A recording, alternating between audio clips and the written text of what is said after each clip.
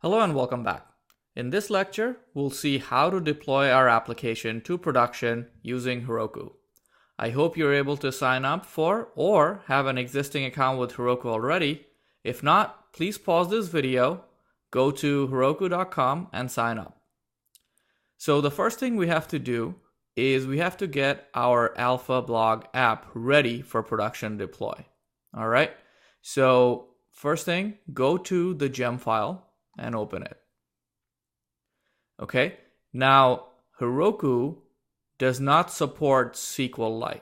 Heroku uses Postgres as its database. Okay, so what we're going to do is we're going to move this SQLite gem from over here to this group development test. Okay, and then we're going to add a group for production and add the gems necessary for that. So first thing, cut this out. So I'm going to Command X to move this and put this right here in the group development test. Command V. All right, then save that. The next thing I'm going to do is underneath here, type in group : production do end. And within it, I'll have to add in two gems. One is gem PG. This is for Postgres, so that our application knows to use Postgres in production. And the next gem is gem Rails _ 12 factor.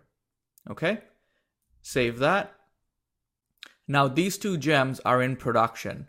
So if I type in bundle install without production, it will not install these two gems in my local environment. However, it will update the gem file .lock file with this information, and Heroku will use that. So we need to do a bundle install without production.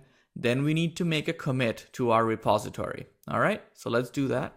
First thing, bundle install -- without production. Hit enter.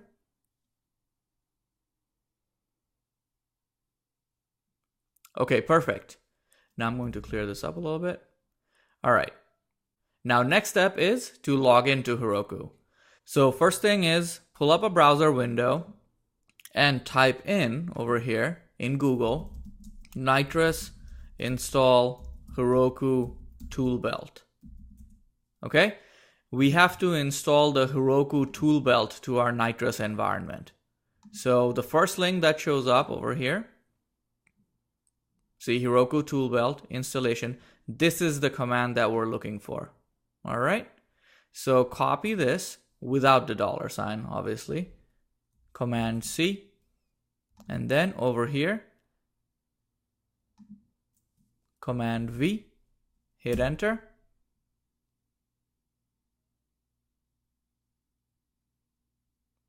This is installing the Heroku toolbelt for us.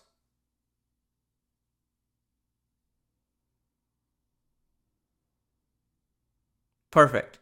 So I'm going to clear this up again. Now Heroku --V .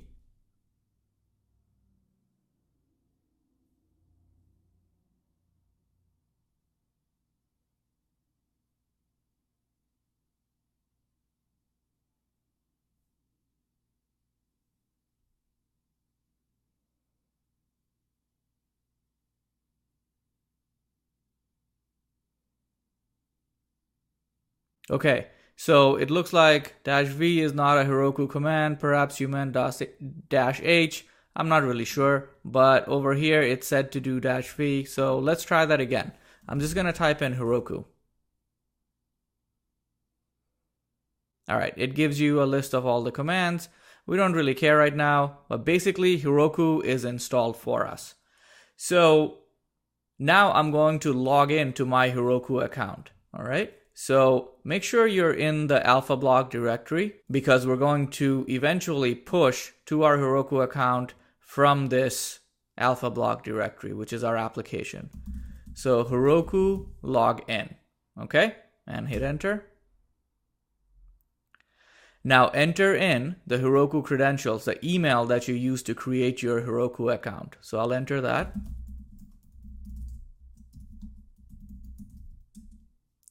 And then enter in your password.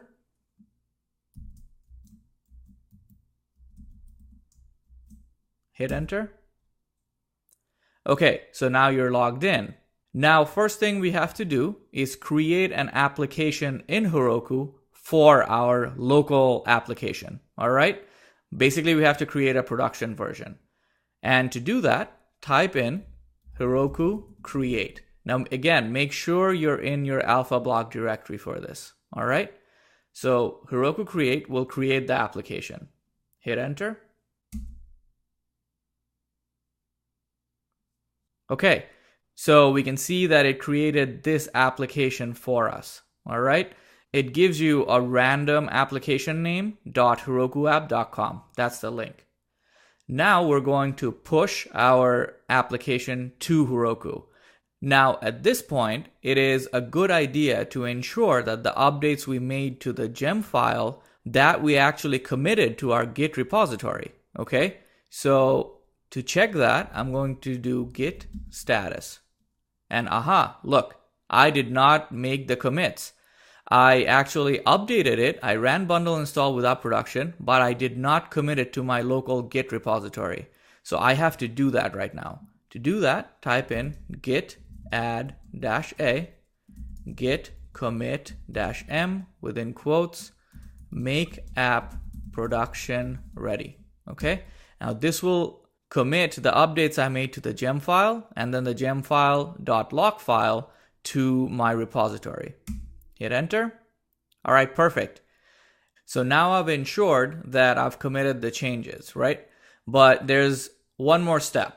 We have to add our SSH key of our Nitrous environment to Heroku as well. Otherwise, every time I do a push, it's going to ask me for my username and password. To do that, this is very easy. Simply type in Heroku space keys : add. What this will do is it'll add the SSH key for my Nitrous environment to Heroku. Hit enter. Found an SSH public key. Would you like to upload it to Heroku? Put in caps Y, okay? So uppercase Y, hit enter. Okay, perfect. So my SSH key has been uploaded to Heroku. All right. So now all that remains is pushing my application to production. So let's go ahead and do that. Git push Heroku master and hit enter.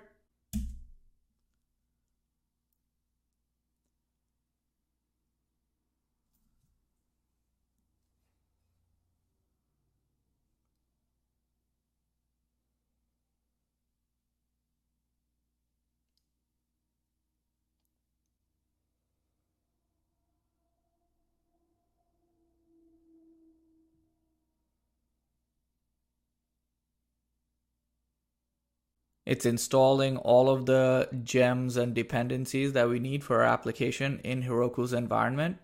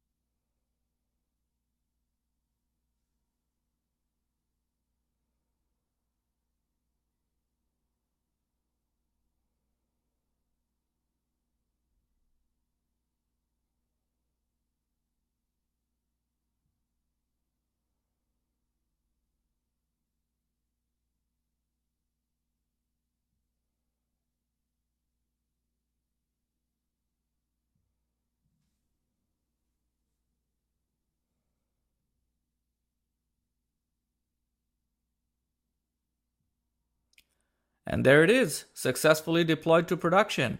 Here is the link.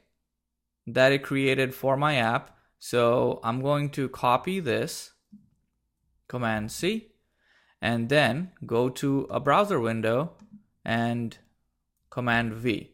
Hit enter. There's my application. There's the home page. There's the about page. Perfect.